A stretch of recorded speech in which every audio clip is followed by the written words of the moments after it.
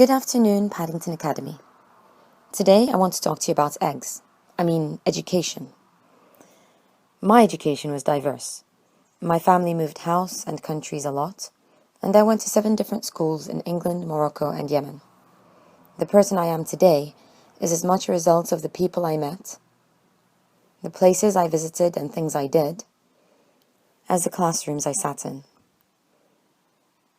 I've been thinking about your education here in London, and I would like you to imagine it as an egg, with Paddington as its yolk.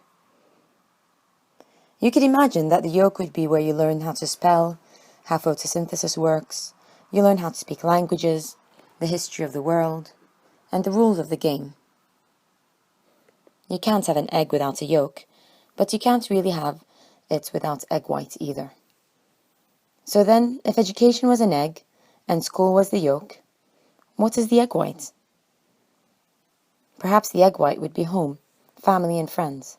It might be where you go to pray, or the TV shows that you watch. So what I want to talk about today is the egg white around Paddington Academy. I want to take a look at the city we live in, one of the biggest, most exciting, diverse and giving cities in the world. I want to talk about London. We have at our fingertips the world's best school and education the world can offer us. And funnily enough, it looks a bit like a fried egg. Everything I mention in this podcast will be within easy reach of Paddington Academy. You could walk, cycle, or take London's free public transport for young people. London has a meandering river that runs right through the middle of it. You can get to the Thames from Paddington in 12 minutes. There are walking and cycling paths on either side of it. You can see wildlife, sunsets, the rise and fall of the tide. Walk on its banks during low tide, and you might even find old artifacts washed ashore. There are some beautiful views of London, but you don't have to pay to go up the Shard or ride on the London Eye to see them. You can go to the top of the Tate Modern or visit the Sky Garden for free, and it's only 40 minutes away. London is one of the greenest capital cities in the world. You probably all know Hyde Park, but there are plenty of other, more wild parks around. Richmond Park, for example, is not far south of the river, and in autumn you can see herds of deer with their young. As well as parks, there are plenty of facilities for outdoor exercise and play. One of my favourites are London's Lidos, or open-air swimming pools and ponds. Some of these charge entry fees, but many are free, like Ruislip Lido or Hampstead Heath Ponds, which, according to Google, are only 21 minutes away.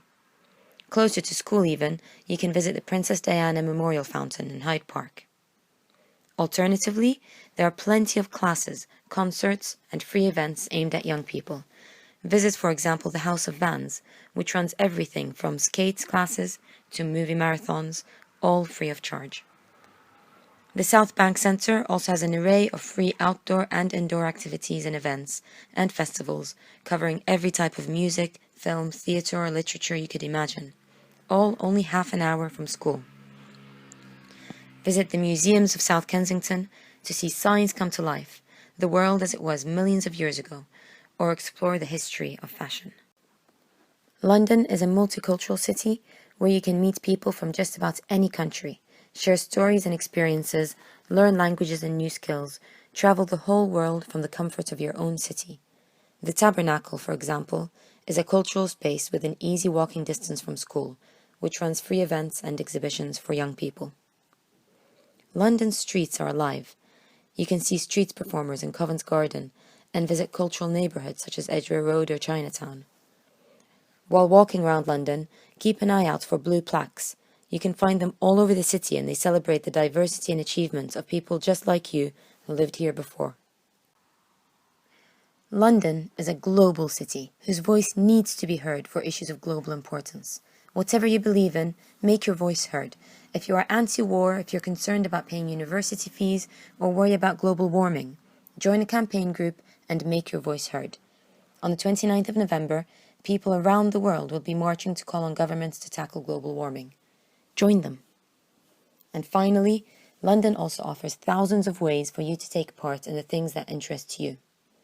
Whether you want to be in the audience of your favorite show, learn how to produce shows yourself, or volunteer at one of the most beautiful botanic gardens in the world. It is all possible. So Paddington, go out for a walk.